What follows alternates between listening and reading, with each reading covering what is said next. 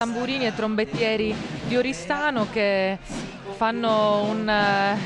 danno sempre una bella immagine e accompagnano con un ritmo ben serrato e ben scandito la chiusura di questa giornata. Ora vedremo sfilare invece i cavalieri che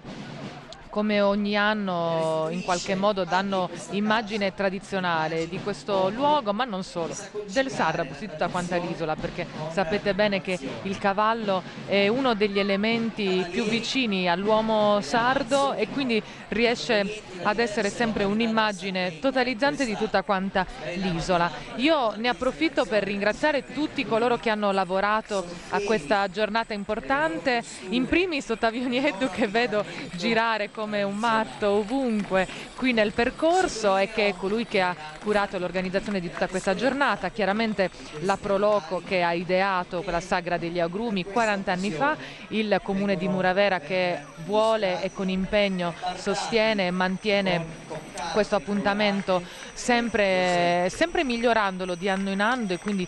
decidendo di intervenire come si può per migliorare le varie fasi di queste giornate. Voglio ringraziare anche la Videoboom che ci ha seguito in questa diretta con Videolina, che è capitanata come sempre da Robertino De Martis, e siccome il nostro lavoro non finisce qui perché purtroppo mi hanno fatto presidente della giuria dell'Ethnotracas, ho qui una delle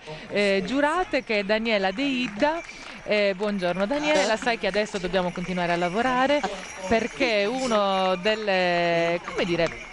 delle cose importanti di questa giornata è anche che le 11 Ethnotracas vengano valutate, una di loro